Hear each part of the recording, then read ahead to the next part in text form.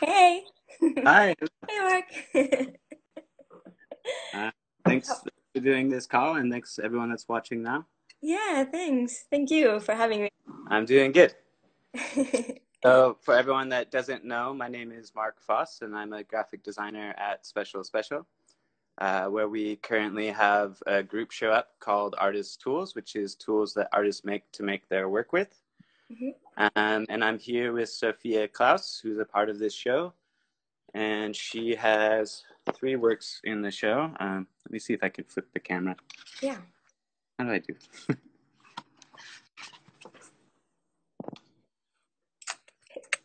Hi. Hi, Misha.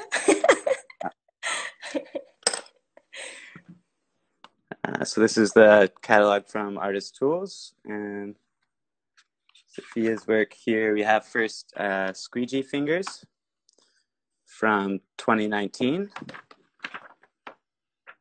Cars Tools, and Pencil Dancers. Yeah. Yeah, and also like yeah, thanks a lot for having me. Like for me it was like real it was great when I saw that you guys were doing an open call for this exhibition, like all about artist tools. Because like for me that was perfect because like so much of my practice is based on creating my own tools and figuring out how they work. So like for me it was really great. Yeah, we're really happy to have you be a part of the show, and thank you again for doing this. And then maybe just to briefly introduce you, you were born in Argentina in 1989 and grew up in Portugal. Is that right? Yeah, yeah. And you studied graphic design at Rhode Island School of Design and are currently at the Royal Academy of Arts in London. Yeah. Yeah. Yes. So maybe, no, sorry, what were you going to say? No. Go. Just first, maybe if you could talk a little bit about how your background in studying graphic design, how that has led to your practice as an artist. Yeah, yeah, absolutely. So it was actually when I went to RISD, um, with the very first year that I went there, actually, my first class was typography too. Really hard because we were looking at type really carefully. Like we were looking at at typography in like very small, like 6 point and like 6.5 and 7 points, and comparing it and trying to find trying to like find like which one looked best and like very like minute details. And I found it really hard at first. And then like with time, like you really develop your eye to look at form very carefully.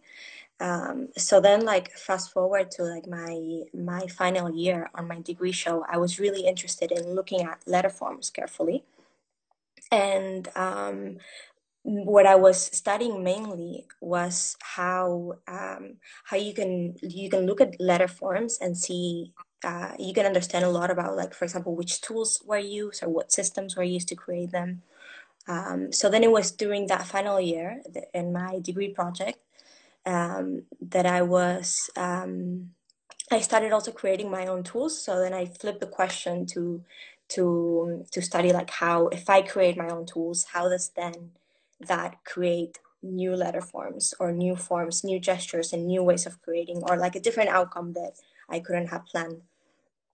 Yeah, I think it's really interesting to look at historically and see that connection in your work of like, for instance, the serif comes from a chisel that's, in stone. That's why it looks the way that it does. Or you were talking to me last week. I found this really interesting about your trip to, I think, Myanmar.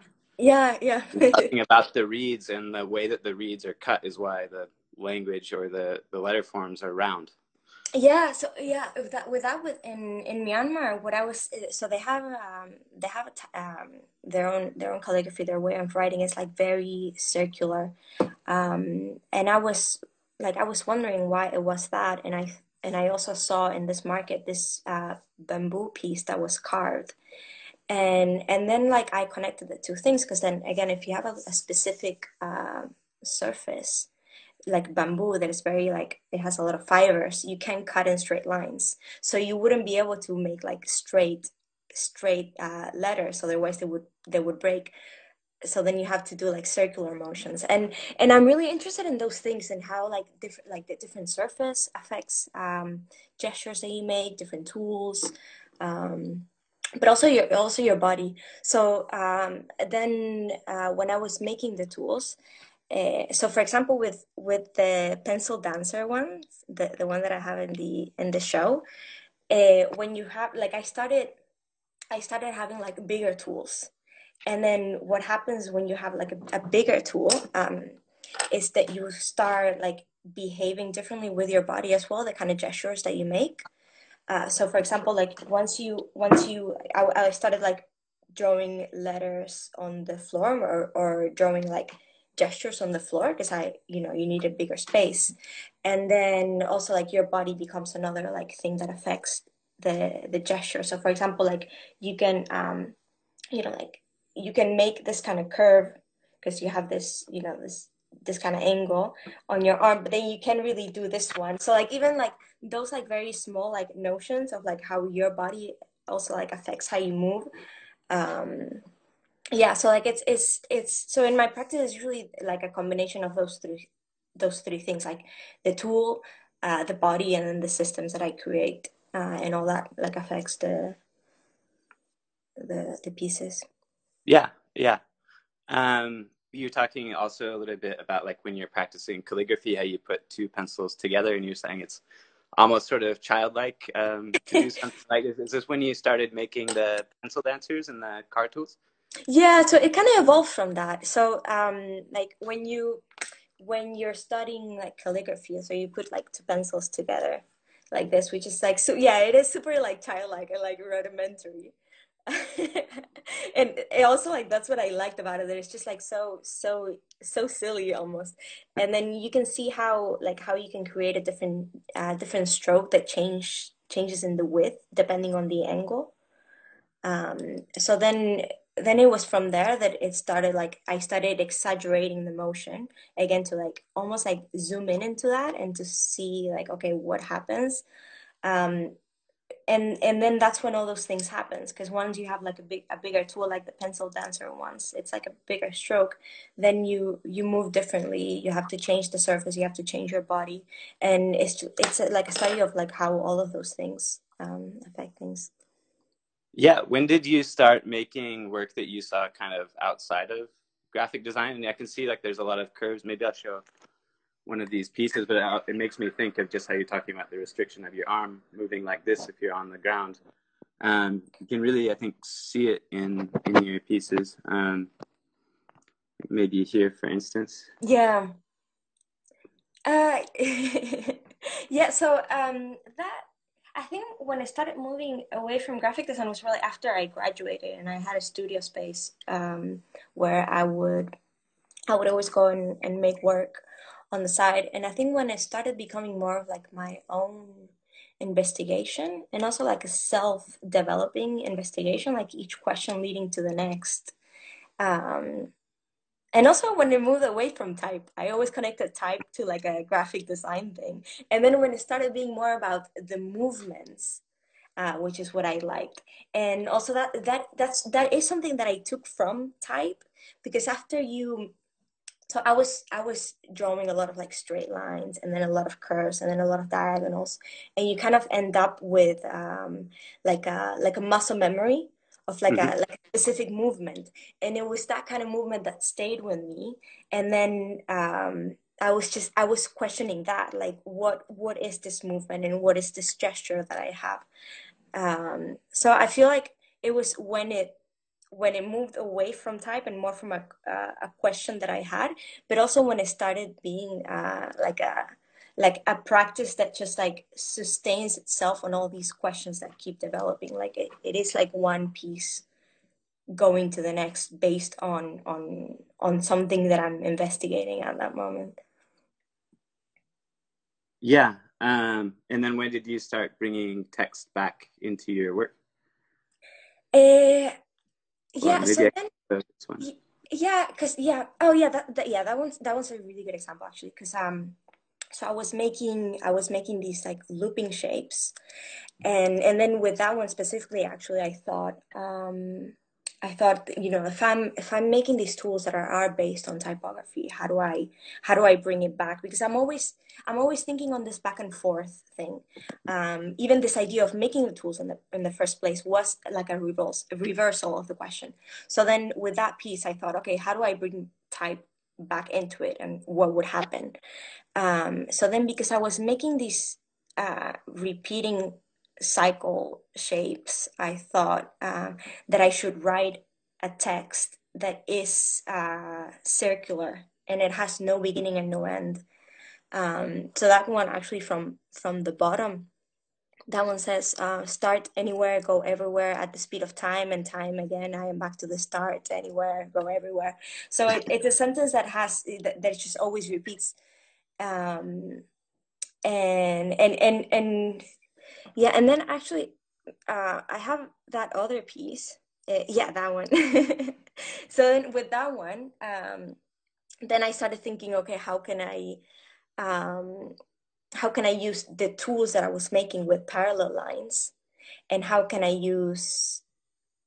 create letters using these tools? So then again, like another reversal of that question. And then with that one, I don't know if you can see it properly there, but if you were to like zoom in, you can see that all the letters are made from parallel lines.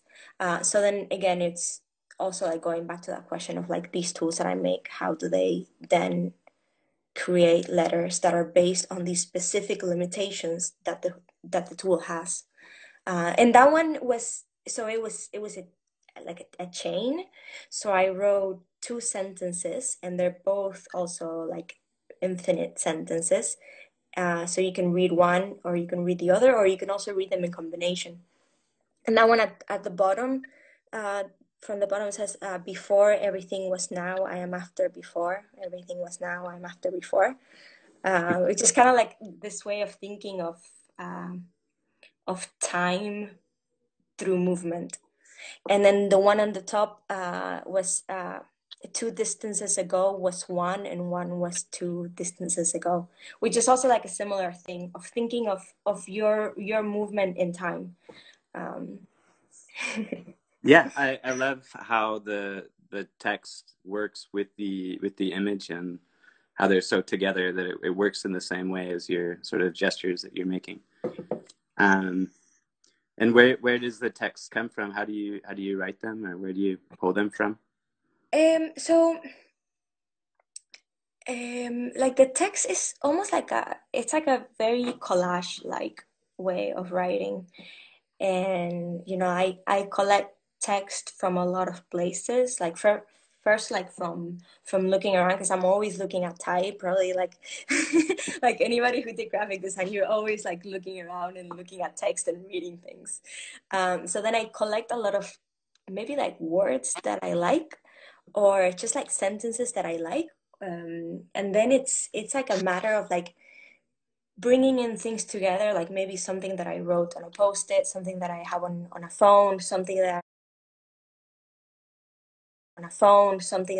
I took a picture of, and almost like collaging it. And it's a very physical way of cutting text and cutting letters and putting things together. And then you usually like something which is there's also like there's this like element of surprise always, like whenever I'm writing. And I do think it's quite magical when something in the text happens that it's like almost like outside of anything that I could have written. It just happens, maybe you cut something and just like words like match, or you come up with a new word. And there's also that element of like not really knowing what you're gonna write. Yeah, I thought that I had the piece that was based on the sigil here, but maybe I can try to find it on the screen. But I really love that one and the sort of surprise that came out of it. Or I could show it Oh yeah, that. this way. Yeah. So now you're looking at two images of your work. But I don't even know how you're doing this. Like, I don't know how you can pull images on the. I But found yeah. out that in the bottom right you can add an image. So. Oh. Um. Yeah. So that one with the sigil, I was actually so like. Yeah, I was. So I was looking I was also thinking about this thing of magic a lot and looking at things like sigils, because sigils are almost like this magic symbol that you come up with through a piece of text or a sentence of intention. And so that symbol actually started from a sentence that I wrote, which then you start filtering it down to like the essential by getting rid of all the repeated letters. And the sentence that I had was it was something about time. It was like uh, every when and every time. So then I combined it into like the basic letters, which were when time, and then you put them together almost like you would put like those like logos as well. What are they called? Like monographs? Yeah. Yeah. Um, And then I ended up with that. So you can still kind of see like there's a W on the top, there's an M at the bottom. The big structure is an H, which is also like an E, or an I. And then that happened, and that was like a bit of this like magic element where I ended up with also a shape that looks like two hourglasses. And like that wasn't planned, and I was really fascinated at that because the whole sentence in the first place was about two ways of looking at time, which was when time and like everyone and every time. So that was really nice. I love how the hourglasses kind of came out of it. We had a question from Manny asking about your Manny. time working at Manny Nike. went to Risty with me. Okay. Um, he was asking about your time working at Nike, which you worked there for a year in Portland, and maybe makes sense to start looking at this piece as well.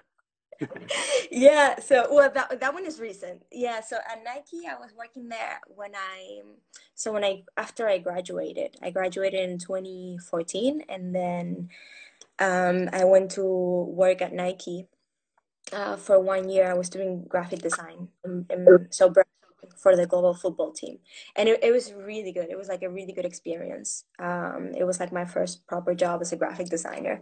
Um, and it was really good. And then yeah, just like over the years I started becoming more interested in my own practice that I was doing on the side. So again, this like ongoing investigation. Um, and but actually, yeah, so that piece there, I'm guessing you pulled it up because of the Nike logo.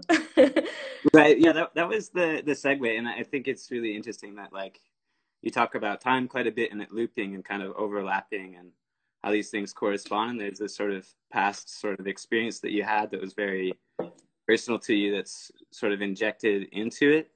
Mm, But also wanted to talk about how the text works in this case, kind of going back to what we were talking about with the previous pieces of how it's kind of weaved together and kind of looping in how you read it. yeah. Yeah. So there is quite a lot. So where should I start? So what the from where do I start? So it will probably look back.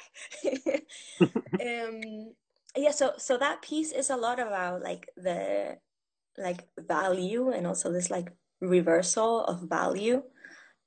So it's made with newsprint, just like newspaper paper. And it's just like very, very cheap and fragile. Economic. Interested Yeah. in this way of just like switching the hierarchy of materials. Um, and then there was also, yeah, I think coming from graphic design, now that I'm studying fine art in this master's, like it's always been this question of me of like where do I stand from like a designer to an artist. Yeah. There's some sense of like like validation. There's some sense of like different like hierarchies in art and design that I was always like a bit uncomfortable with them. I never really knew like where I stood. um and yeah, with that piece, like not only was I like reversing this hierarchy with the materials, but then I like with the Nike logo, it's like if you put it's like if you put like a Nike logo like on a sweatshirt, like immediately it's like high up in value. But then like with fine art, it's almost the opposite because it has this like commercial thing to it, which kind of like lowers it. So then by also then putting the logo again on like a piece of art, like I wanted to like bring it back again into this loop and into this reversal. And also it was like a personal like a personal way of almost almost like healing through something or figuring out something about where I stood with the question. So it was almost like just like putting it out there. And with Yeah. the yeah, and with the text, yeah, it's like how you were saying that thing that you can read it across, but you can also read it up and down. Um, that's also something that happened like while I was making it, and I didn't plan it, but then it happened, and I realized it as I was painting the type, and I was really fascinated by that because you could read it like that, but also like that, almost like in this like order of like the weaving. Uh-huh. Um, yeah, and also with the text itself, I was thinking so that sentence was a sentence from one of that last pieces that we showed, and it just says before everything was now. And so I had this like I was thinking about writing systems, so using elements of tapestry uh, to come up with the writing in the way that I would use collage. I was thinking, okay, how could I use elements of tapestry to write? So I was thinking of braiding, and Hmm. when you braid like a four, like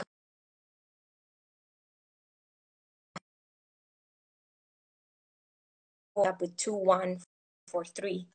So it was. I don't know if you're still there. Yeah. Um. Yeah. So it Hmm. was. So the text started from that before everything was now, and then it ended up with everything before now was. And then the text itself, I also really like the different meaning that that new sentence has. Hey, Carl. Oh, I think it's freezing. Oh, I can hear you too. Okay, sorry about that. I don't know what happened. Oh, okay. That's okay. But I apologize. The last thing that I was hearing you talk about was weaving with the text and the sort of system that came from doing that. And I think you were sort of counting the letters and talking about braiding, and maybe we could start from there again. Oh, yeah, yeah, for sure. Yeah. So I was explaining a bit of I think somebody had asked before if it was actually woven. Like the pieces, Hmm. it's not woven, like it's all paper, but I'm really Right. interested in textiles and in weaving. Um, but it's all made from this tool that makes parallel lines. And then again, the parallel lines is something that came from like typography and from like repeating lines again and again with the different tools. Right. And also like looking like doing this parallel line with a lot of the tools that I had on the show, they all make parallel lines, and I really like this idea of like which line I'm drawing and which line is drawing itself through the tool. Um, and so in that piece with the lines, the text also has to fit in that system. And the text that I wrote, I was thinking of like a writing system that the text would get filtered through. So I thought of braiding as this way of like you move strands around, so you move words around. Um, and I was thinking, since it was like a four-word sentence, I thought of braiding it like if you have braid and it's 1 2 3 4, braid it and you end up with something that is 2 1 4 3. So then that's Yeah. how that the other side of the tapestry happened. But then there was this element of like almost like magic as well, of how it ended up being this thing that you can read this way and you can also read that thing, which then again, it was a bit of this thing in weaving that I really liked. And then it's connected through the middle to with this line, because it's two pieces of paper and it was connected through this line. That I think that also comes from me, like looking at a lot of weaving, especially like backstrap loom weaving, that they have to weave only like something that's like about this width, because it's a loom that wraps around the back and of the people that are weaving. And I like this idea of how like your body is like it's the size limitation, and then you have these two halves that you join with something that I wanted to like make it a bit more central and more like prominent in the piece. Yeah, I love this, and I like this kind of personal in a way too, that it has this history of yours with Nike maybe kind of sliding in, but it's also very kind of, I think, objective and understanding in many ways, and how the text and the type work image. It's sort of along this idea of type as image, which going back into sort of graphic design education, like Beatrice Ward's Crystal Goblet, we talked a little bit about that. That's sort of the classic case, but where the designer's hand should be invisible and just sort of honor the content as if no design ever really mediating the process. Yeah. And then on the other end, you have something more expressive like graffiti or psychedelic posters from the 60s, or like punk flyers, which is really maybe the best example of something where it's like making do with what you have around you in your surroundings and environment. So I appreciate this idea of like, it takes a little bit more time to register what the text is actually saying. And I think that's really great and important. And there's something almost mechanical or digital looking in your work, but you can also see very much that it's by hand. So I'm wondering how you sort of switch back and forth between being a designer and an artist. Yeah, I think actually like a lot of the things of making something by hand was because of this thing of going against uh, this like transparent vessel that you have to have with this like Yeah. like I don't know, I like color vessels, I like all shapes vessels. I Yeah. like handmade vessels the best. um yeah so so I think I would always just make things more like with my hands, just actually in order to give it that like personal touch to things, because I think that's when you can start bringing a little bit more of you, a bit more something specific to you. And yeah, sorry, what was your Yeah, no, it wasn't so much a question, but really, I guess just a comment that I think it's sort of inevitable to not put yourself in doing. So why not sort of embrace it? And I think that that comes out in your work. And then also just thinking about sort of patience in the context of your work being about time, and people are kind of so used to and have so much images and information always sort of yelling at them, that I think it's important to kind of have something where you take time and process what is being, rather than just reading it and kind of not really acknowledging it. Especially now with Instagram, you're flipping through images and you see something that might just be very straightforward, but you kind of get it and you just keep going, rather than like taking the time and sort of trying to understand and make sense of what is being said and what's being talked about. Yeah, because I think like through the form of something, like you can communicate even more than just like a plain information. But yeah, I think it was always wanting to do something that was more personal, which actually made me move out from in my practice, like away from like a design that was always about information that you have to communicate clearly. You know, like I always Right. wanted to make something that was more interested in the questions that I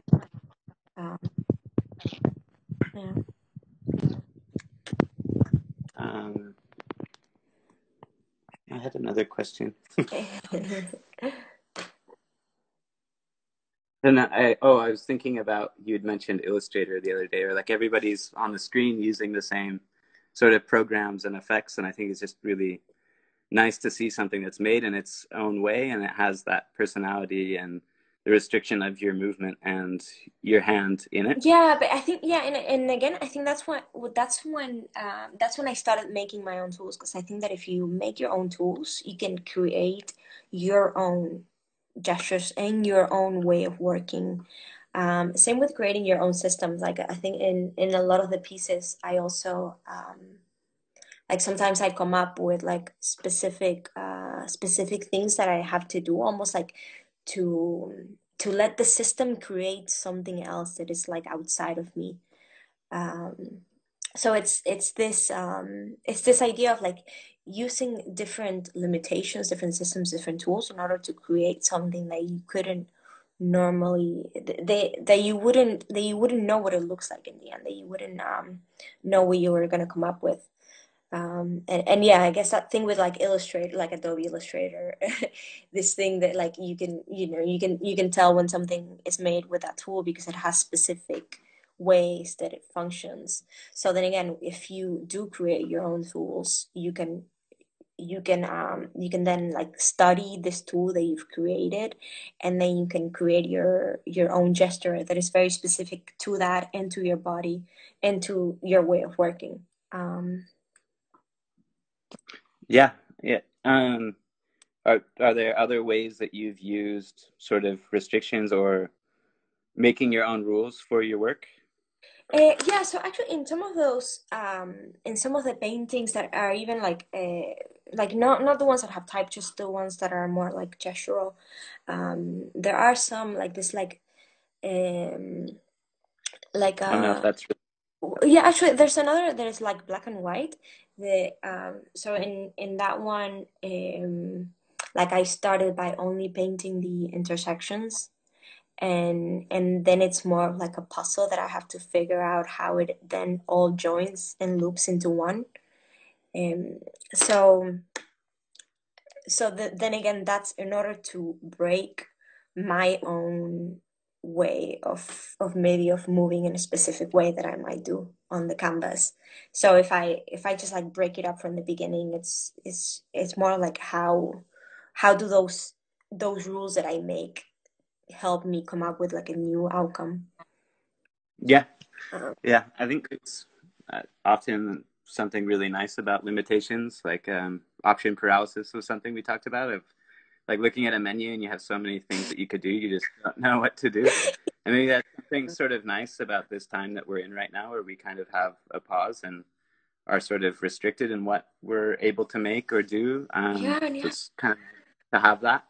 How have you been working during this time? yeah, absolutely. Like I think, yeah, like, I've quite enjoyed I've quite enjoyed this done actually so Yeah. far, and but it is probably because I always think in terms of like, okay, I have these limitations. How do I work around it? And I like figuring out that question. I like figuring out, okay, I have less space. How do I work with less space? Or I have less materials. Or no materials. Like, what can I, Mhm. like, how can I work with these things? I think it's like a frame of always like thinking through the limitations and thinking that you can do, that you can come up with things with what you have. So yeah, actually, it's been a good time for me. I've been making these pieces lately with newspapers, like free newspapers that we get like at the train stations. I've Yeah. been using that as my paper because I can't go to the store and buy paper, so I'm just using these free newspapers and just painting them with also like with whatever color paint I have left. So but yeah, yeah, it's been good. I think it's been a really good time also to just like slow down and focus a bit more on like what are the patterns that you've been developing, what like learning more about ourselves also. And yeah, it's been a good time for me. Yeah. I think that's totally fair and a great response. It's really nice, like, to see that thread between all of your work and really love it. We're pretty close to finishing up with our time. We had one last question. It's from Annie. How is your experience at RISD different than your studies now? Yeah, so like how, I guess, being in London in that situation, has that affected how you work and the things that you have available? Or? Yeah, well, yeah, I mean, in RISD I was doing graphic design, and here I'm doing a master's and it's in fine art. So it's very much like it's super free. You get your studio space, and you don't have like assignments like in graphic design, or you don't have like briefs. Um, it's just all about like following your own practice. So maybe in a way it's maybe more similar to like the last year of RISD when you're doing your degree project where you're just following like something that you're interested in. But yeah, I mean it's been very, very different. Like I had a really great experience at RISD. Like it was so challenging, and it was so there were like great people, and yeah, I loved it. And yeah, here it's more like you get your studio and you're just there like developing your practice and just like following that along. We get a lot of like artists that come to our studio to visit, and we have like a one-on-one conversation, and those have been like really good, because you can talk to somebody for like an hour about your practice. So that's been really good as well. That's great. It's great. It's so nice that you could do that. But Thank I you always so miss much. Risty. Yeah, yeah. I appreciate you having this conversation, Sophia. Yeah, It's really fun to hear about your work. yeah, thanks so Um, much. so thank you and be safe. And thanks everyone for listening. Bye. Bye, everyone. Thanks.